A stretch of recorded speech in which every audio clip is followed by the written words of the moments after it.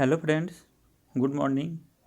हम लोग पर्यावरण और पारिस्थितिकी के अंतर्गत जो भी पहला टॉपिक पढ़ा है उसके बाद दूसरा टॉपिक पढ़ेंगे। इसमें कुल 11 टॉपिक पढ़ना है, जिसमें दूसरा वीडियो है और दूसरा वीडियो मेरा है पारिस्थितिकी। इसको समझेंगे, फिर हम लोग जो भी रेस्ट 9 वीडियो है उसको करेंगे। और आपको लग रहा है कि ये सेशन अच्छा है, मेरे लिए बेनिफिट है, तो मेरा वीडियो को लाइक कीजिएगा और इस चैनल को सब्सक्राइब कर लीजिएगा। सब्सक्राइब करने से क्या होगा कि जो भी मेरा वीडियो अपलोड होगा आप लोगों के पास नोटिफिकेशन पहुंचेगा, आप लोग तुरंत देख पाइएगा। ठीक है, तो चलिए हम लोग वीडियो को स्टार्ट करते हैं बिना विलम्ब किए हुए। तो आइए, मेरा फर्स्ट क्वेश्चन है, निम्नलिखित में से कौन सा एक पारिस्थितिकी तंत्र पृथ्वी के सर्वाधिक क्षेत्र पर फैला हुआ है? तो पारिस्थितिकी तंत्र जो पृथ्वी क्षेत्र पर सर्वाधिक फैला हुआ है वो कौन सा है? ए नंबर में दे रखा है मरुस्थलीय, बी नंबर में दे रखा है घास के मैदान, सी नंबर में दे रखा है पर्वतीय और डी नंबर में दे रखा है समुद्रिक। तो हम लोग जानते हैं कि 71% भाग पर जल है, तो इस क्रम में मेरा जो आंसर होगा वो कौन सा होगा? D. D will be our right answer. D हो जाएगा, क्योंकि जो भी पारिस्थितिकी तंत्र का सर्वाधिक क्षेत्र फैला हुआ है पृथ्वी पर वो कौन सा है? समुद्र है। ठीक है, उसके बाद हम लोग बात करें सेकेंड क्वेश्चन का, निम्नलिखित में से कौन सा एक आहार श्रृंखला का सही क्रम है? तो जो भी 4 आहार श्रृंखला दिया गया है इसमें आपको फाइंड आउट करना है कि कौन सा श्रृंखला सही है। तो डायटम क्रेस्टेशियाई हेयरिंग, बी नंबर में दे रखा है क्रेस्टेशियाई डायटम हेयरिंग, सी नंबर में दे रखा है डायटम हेयरिंग क्रेस्टेशियाई, डी नंबर में दे रखा है क्रेस्टेशियाई हेयरिंग डायटम। तो मेरा जो भी आंसर हो जाएगा वो ए नंबर हो जाएगा। ए नंबर, डायटम क्रेस्टेशियाई हेयरिंग। डायटम पहले होगा, उसके बाद क्रेस्टेशियाई होगा, उसके बाद हेयरिंग होगा। ठीक है, उसके बाद चलते हैं हम लोग नेक्स्ट क्वेश्चन की ओर। नेक्स्ट क्वेश्चन कह रहा है, पारिस्थितिकी तंत्र की संकल्पना को प्रस्तावित किया था। तो पारिस्थितिकी तंत्र की संकल्पना को किसने प्रस्तावित किया था? फर्स्ट में दे रखा है जी टेलर ने, और सेकेंड में दे रखा है ई हंटिंगटन ने, और सी में दे रखा है डी आर स्टोर्ट ने, और डी नंबर में दे रखा है टांसले ने। तो जी सही है, डी नंबर। पारिस्थितिकी तंत्र की संकल्पना का प्रतिपादन सर्वप्रथम किसने किया था? ए जी टांसले ने किया था। डी मेरा राइट आंसर हो जाएगा। चलिए नेक्स्ट क्वेश्चन की ओर चलते हैं। पारिस्थितिकी तंत्र में तत्वों के चक्रण को क्या कहा जाता है?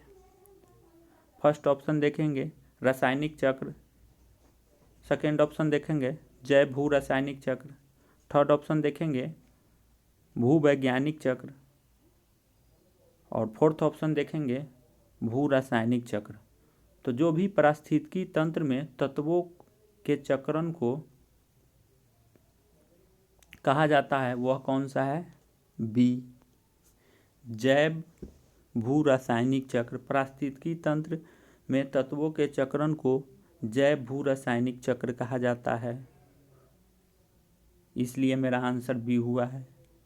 उसके बाद बात करते हैं अगला क्वेश्चन पर, पारिस्थितिकी निकाय में ऊर्जा का प्राथमिक स्रोत कौन सा है?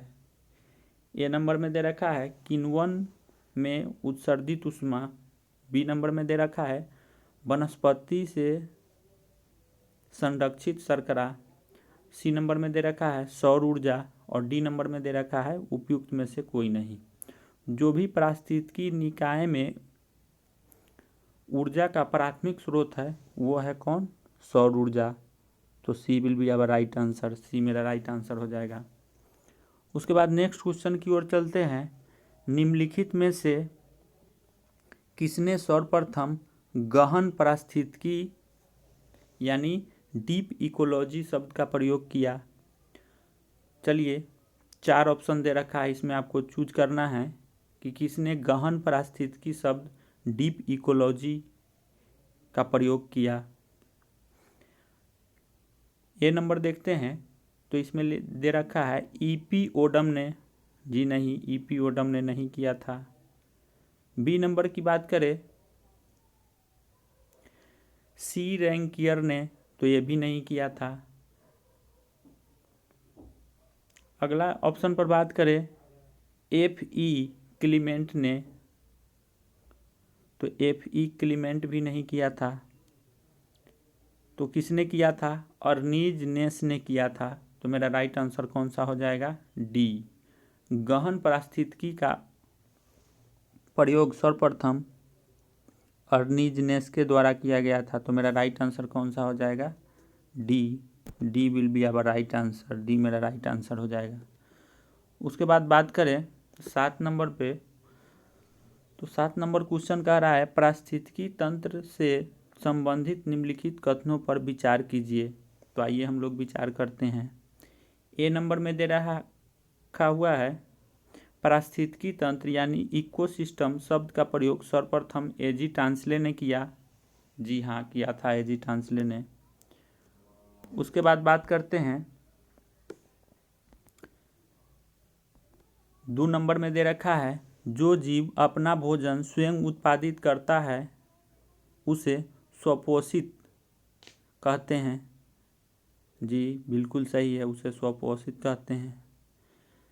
3 नंबर की बात करें प्रकाश संश्लेषण की प्रक्रिया द्वारा उपभोक्ता अपने भोजन का उपभोग करता है। जी नहीं, गलत है। वियोजक अकार्बनिक पदार्थों को कार्बनिक पदार्थ में परिवर्तन करते हैं। तो ये भी नहीं होगा। तो मेरा राइट आंसर कौन सा हो जाएगा? 1 और 2। ठीक है, इसलिए मेरा ऑप्शन नंबर ए आंसर हो जाएगा। उसके बाद बात करते हैं नेक्स्ट क्वेश्चन का। करा निम्नलिखित में से पारिस्थितिकी तंत्र का कौन सा एक जीवीय घटक नहीं है? तो बताइए जीवीय घटक नहीं है। ए नंबर में दे रखा है वायु, बी नंबर में दे रखा है पारिस्थितिकी, बी नंबर में दे रखा है वनस्पति, और सी नंबर में दे रखा है जीवाणु, और डी नंबर में दे रखा है जानवर। तो जो भी पारिस्थितिकी तंत्र का एक जीवीय घटक नहीं है वो कौन सा है? वायु। तो मेरा राइट आंसर कौन हो जाएगा? ए नंबर। फिर नेक्स्ट क्वेश्चन की बात करें तो नेक्स्ट क्वेश्चन कह रहा है निम्नलिखित युग्मों में से कौन सुमेलित है? तो इसमें सुमेलित चुनना है। बताइए कौन सा सुमेलित है।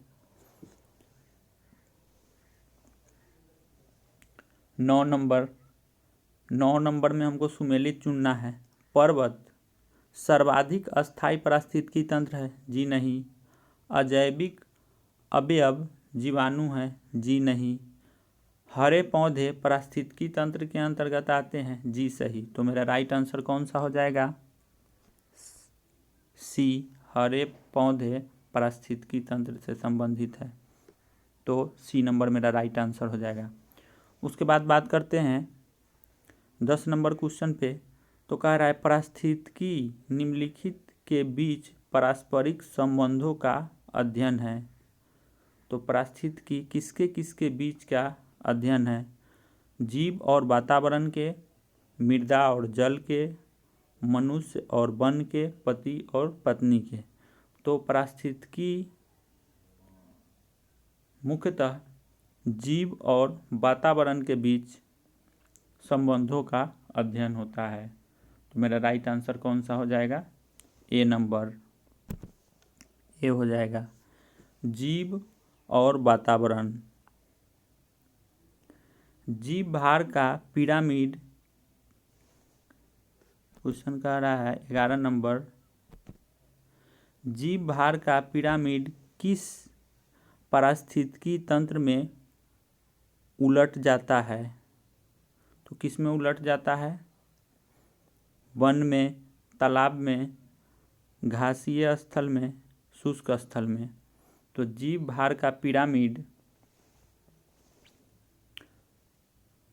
तालाब में उलट जाता है। तो मेरा 11 का राइट आंसर कौन सा हो जाएगा? B, B for ball. उसके बाद नेक्स्ट क्वेश्चन की ओर चलते हैं। 12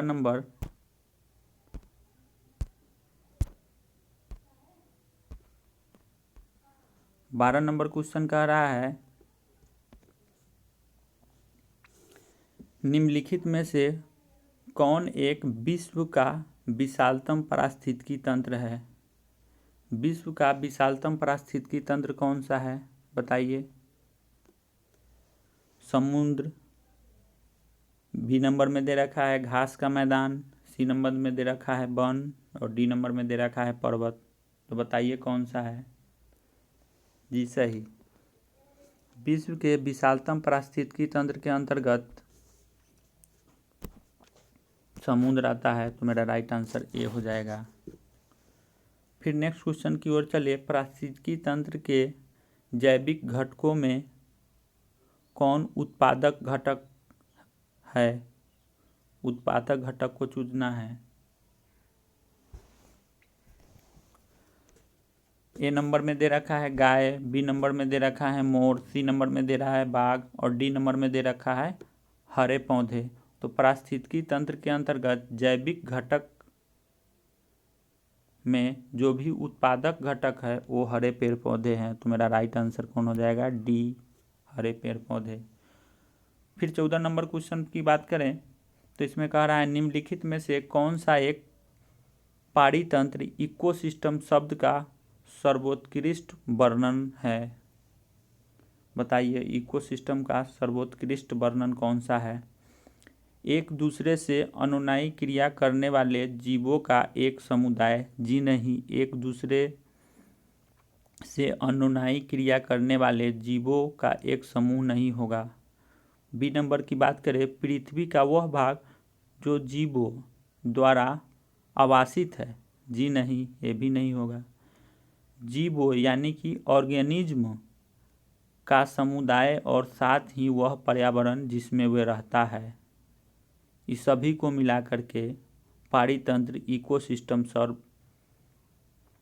शब्द काफ़ी उपयुक्त माना जाता है। तो मेरा राइट आंसर कौन हो जाएगा, सी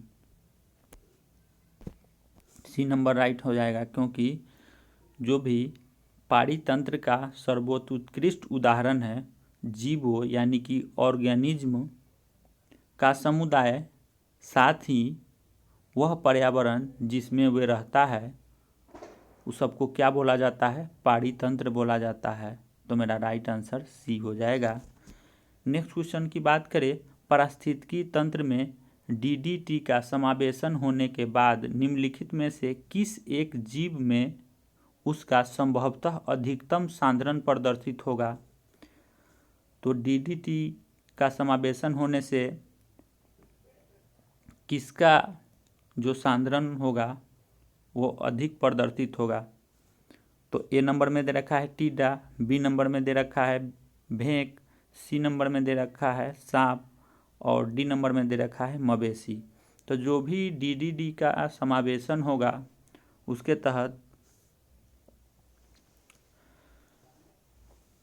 संभवतः जो अधिकतम सांद्रण प्रदर्शित होगा वो किस में होगा, C will be our right answer, सांप में हो जाएगा। तो कौन होगा मेरा राइट आंसर, सी। ठीक है। उसके बाद नेक्स्ट क्वेश्चन की बात करें तो नेक्स्ट क्वेश्चन कह रहा है पारिस्थितिकी अस्थायी मितव्ययी है। पारिस्थितिकी अस्थायी मितव्ययिता है, यह किस आंदोलन का नारा है। पीको आंदोलन का, कि नर्मदा बचाओ आंदोलन का, कि चिपको आंदोलन का, उक्त में से किसी का नहीं। तो पारिस्थितिकी अस्थायी मितव्ययिता है, यह चिपको आंदोलन से संबंधित है। तो मेरा राइट आंसर कौन हो जाएगा, B, sorry C will be our right answer. जो भी पारिस्थितिकी अस्थायी मितव्ययी है, चिपको आंदोलन से संबंधित है और जाना जाता है कि चिपको आंदोलन के प्रणेता कौन है, सुंदरलाल बहुगुणा। और वही जो पेड़ बचाओ आंदोलन से संबंधित है उसमें एक प्रमुख नारा दिया गया था जो नारा है, पारिस्थितिकी अस्थायी मितव्ययिता है, यानी कि पारिस्थितिकी को बना रहने के लिए पेड़ की जो आवश्यकता है वो बहुत अधिक है। इसलिए मेरा आंसर कौन सा होगा? सी होगा। चलिए 17 नंबर क्वेश्चन की ओर। निम्न में से कौन सा एक पारिस्थितिकी संतुलन बनाए रखने में मदद नहीं करता है? तो कौन नहीं करता है? वनों को काटना। जी सही बात है। अगर वन को काट देंगे तो आपका पर्यावरण है उसका संतुलन बिगड़ जाएगा। तो मेरा राइट आंसर कौन हो जाएगा? A will be our right answer. उसके बाद नेक्स्ट क्वेश्चन की बात करें, निम्नलिखित में से कौन सा एक कृत्रिम पारितंत्र है? कृत्रिम पारितंत्र कौन है? तालाब है, खेत है, वन है और उपयुक्त में से कोई नहीं। तो अच्छा क्वेश्चन है। कृत्रिम पारितंत्र के अंतर्गत कौन आता है? खेत आता है। तो मेरा राइट आंसर कौन हो जाएगा? बी। चिपकू आंदोलन संबंधित है। जी आ गया। 16 नंबर क्वेश्चन जो हम लोग डिस्कस किए थे उसी से संबंधित ये 19 है। चिपकू आंदोलन संबंधित है किससे? पादप संरक्षण से, बाघ परियोजना से, घड़ियाल परियोजना से, पादप प्रजनन से। तो जी सही, ए नंबर इसका ऑप्शन होगा, पादप संरक्षण से। ठीक है, कौन सा होगा? चिपकू आंदोलन संबंधित है पादप के संरक्षण से। 20 नंबर क्वेश्चन की बात करें तो इसमें कह रहा है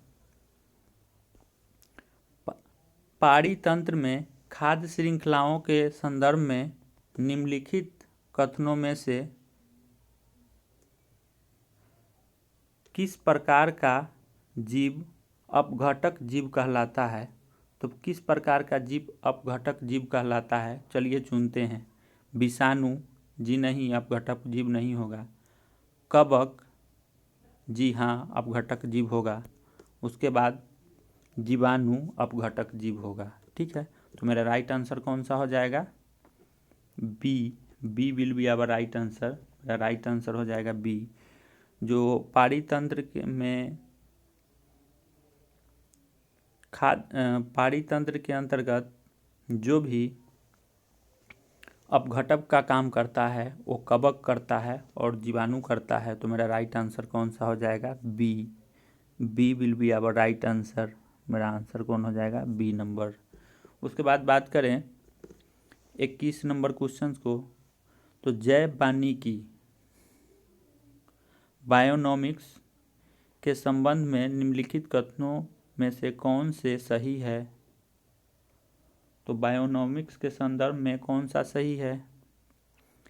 ए में दे रखा है इसका शाब्दिक अर्थ जीवन का प्रबंधन है।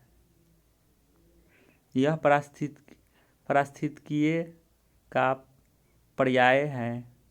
फिर 3 नंबर में दे रखा है यह प्राकृतिक तंत्रों के मूल्य पर बल देता है जो मानव तंत्र को प्रभावित करता है। ये 3 कथन दे रखा है और इसमें से चुनना है कि कौन सा सही है।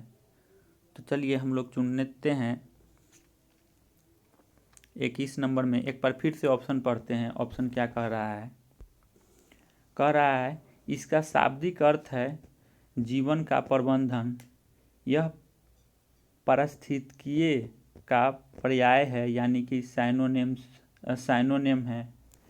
यह प्राकृतिक तंत्र के मूल्य पर बल देता है जो मानव तंत्र को प्रभावित करता है। तो जो भी मेरा राइट आंसर हो जाएगा वो कौन सा होगा?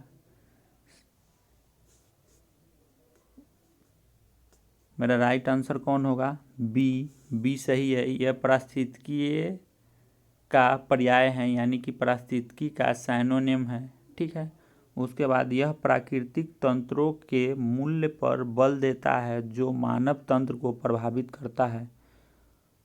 तो 3 भी सही है। तो इस प्रकार मेरा आंसर कौन सा हो जाएगा? 2 और 3 दोनों। 2 भी होगा और 3 भी हो जाएगा। ठीक है, तो 2 और 3 देखते हैं ऑप्शन में कौन सा है। 2 और 3। ठीक है, तो मेरा राइट आंसर कौन सा हो जाएगा?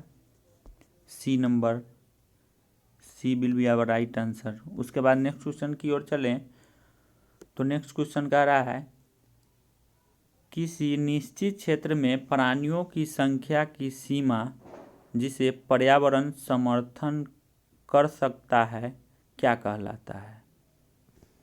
बताइए क्या कहलाता है? जनसंख्या कहलाता है, वहन क्षमता कहलाता है, संख्या या जैव द्रव्यमान का पिरामिड कहलाता है, उपयुक्त में से कोई नहीं।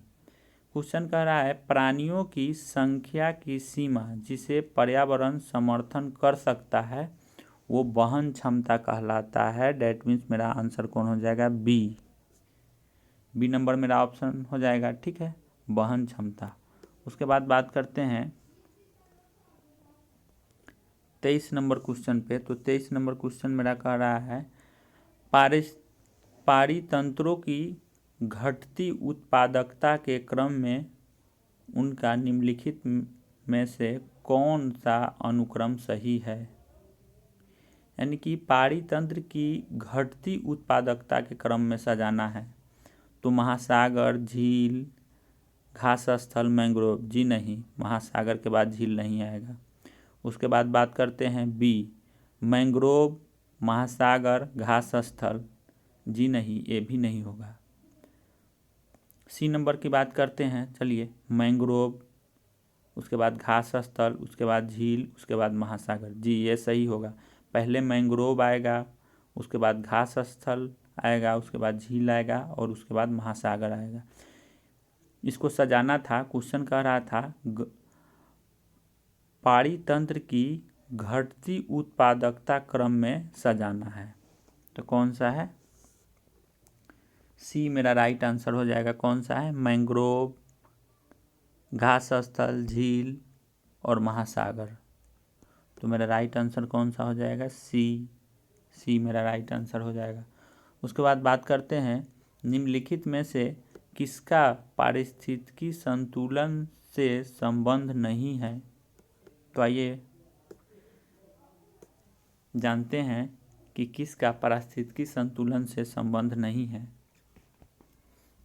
जल प्रबंधन का जी बिल्कुल है पारिस्थितिकी संतुलन से संबंध।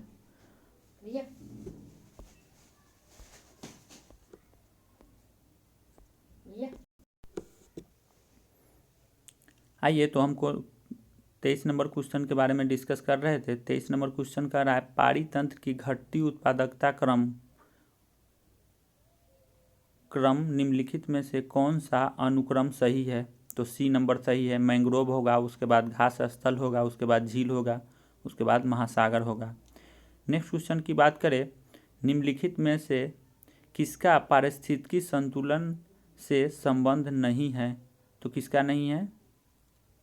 जल प्रबंधन का जी बिल्कुल है इसका संबंध। उसके बाद वन रोपण का जी बिल्कुल है, उसका भी संबंध है। इसके बाद बात करते हैं प्रौद्योगिकी प्रबंधन का। जी नहीं, इसका नहीं है। तो मेरा राइट आंसर कौन सा हो जाएगा? C number. ठीक है। उसके बाद बात करें समुद्री वातावरण में मुख्य प्राथमिक उत्पाद होता है। समुद्री वातावरण में मुख्य प्राथमिक उत्पाद किसे माना जाता है? ए नंबर में दे रखा है फाइटोप्लैंक्टन्स, बी नंबर में दे रखा है समुद्री अपतृण, सी नंबर में दे रखा है समुद्री आवृतबीजी और डी नंबर में दे रखा है जलीय ब्रायोफाइटा। तो समुद्री वातावरण में मुख्य प्राथमिक उत्पाद जो होता है वो होता है कौन? फाइटोप्लैंक्टन्स। तो फाइटोप्लैंक्टन्स एक समुद्री उत्पाद है, इसलिए मेरा आंसर कौन सा हो जाएगा? ए नंबर। ठीक है। उसके बाद नेक्स्ट क्वेश्चन की बात करें तो कह रहा है एक घास स्थलीय पारिस्थितिकी तंत्र के खाद्य श्रृंखला में विभिन्न घटकों का सही क्रम कौन सा है? तो घास स्थल के अंतर्गत जो भी सही क्रम है उसको चुनना है। कह रहा है ए नंबर में घास, टिड्डा, मेढक, सर्प। उसके बाद बी नंबर में दे रखा है घास, टिड्डा, सर्प, मेढक और सी नंबर में दे रखा है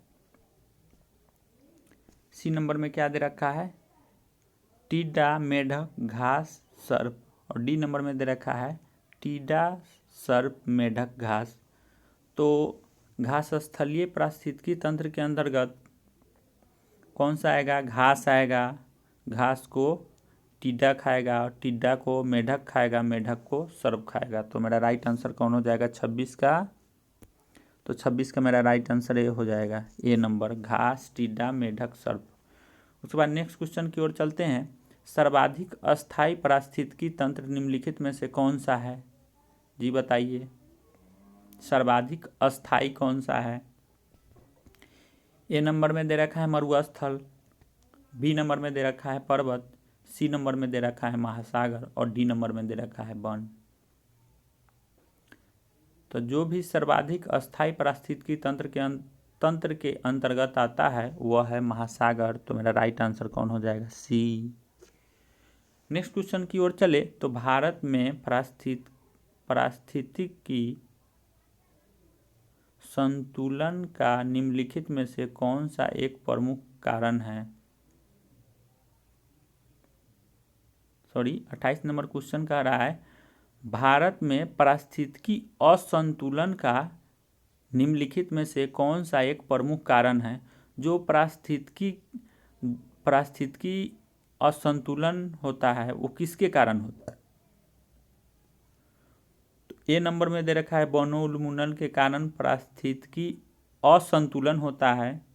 तो जी बिल्कुल सही है, वन काटने से जो पर्यावरण की संतुलन है वो बिगड़ जाती है, असंतुलित हो जाती है। तो मेरा राइट आंसर कौन हो जाएगा, ए नंबर। नेक्स्ट क्वेश्चन की बात करें, घास स्थलों में वृक्ष पारिस्थितिकी अनुक्रम के अंश के रूप में किस कारण घास को प्रतिस्थापित नहीं करते हैं। ठीक है, किस कारण प्रतिस्थापित नहीं करते हैं बताइए।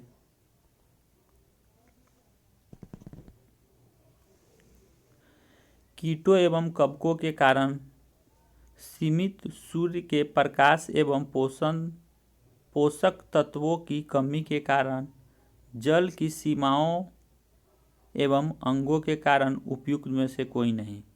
एक बार फिर क्वेश्चन समझिएगा, घास स्थलों में वृक्ष पारिस्थितिकी अनुक्रम के अंश के रूप में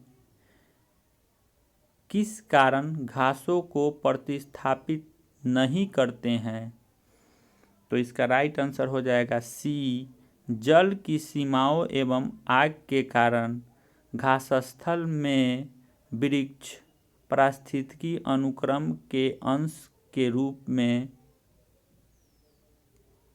घासों को प्रतिस्थापित नहीं करते हैं। तो मेरा राइट आंसर कौन सा हो जाएगा, सी। चलिए नेक्स्ट क्वेश्चन की ओर चलते हैं। पारिस्थितिकी तंत्र इकोसिस्टम में उच्चतम पोषक स्तर प्राप्त होता है किससे। बहुत अच्छा क्वेश्चन है। शाकाहारी, बी नंबर में दे रखा है मांसाहारी, सी नंबर में दे रखा है सर्वाहारी और डी नंबर में दे रखा है अपघटक। बताइए, पारिस्थितिकी तंत्र में सर्वोत्तम पोषक स्तर प्राप्त होता है किस वर्ग को। तो जी बिल्कुल सही, सी नंबर, सर्वाहारी वर्ग को पारिस्थितिकी तंत्र में सर्वोत्तम पोषक स्तर प्राप्त होता है। लास्ट क्वेश्चन की ओर देखते हैं।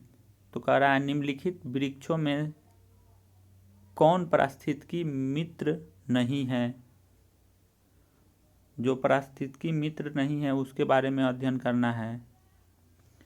बबूल जी बिल्कुल पारिस्थितिकी का मित्र माना जाता है। नीम बिल्कुल पारिस्थितिकी का मित्र माना जाता है। डी नंबर में ऑप्शन दे रखा है पीपल, तो पीपल भी बिल्कुल माना जाता है। तो मेरा कौन नहीं माना जाता है, यूकलिप्टस। तो मेरा राइट आंसर कौन हो जाएगा, बी मेरा राइट आंसर हो जाएगा। पारिस्थितिकी मित्र नहीं होता है यूकलिप्टस। बबूल होता है, नीम होता है, पीपल होता है और यूकलिप्टस नहीं होता है, इसलिए मेरा आंसर कौन हो गया, बी नंबर, यूकलिप्टस। तो मेरा वीडियो अगर अच्छा लगा होगा तो वीडियो को लाइक कीजिएगा और मेरे चैनल को सब्सक्राइब कर लीजिएगा, ताकि जो भी हम वीडियो अपलोड करें आप लोगों के पास पहुँचे। तब तक के लिए धन्यवाद। Take care, bye bye.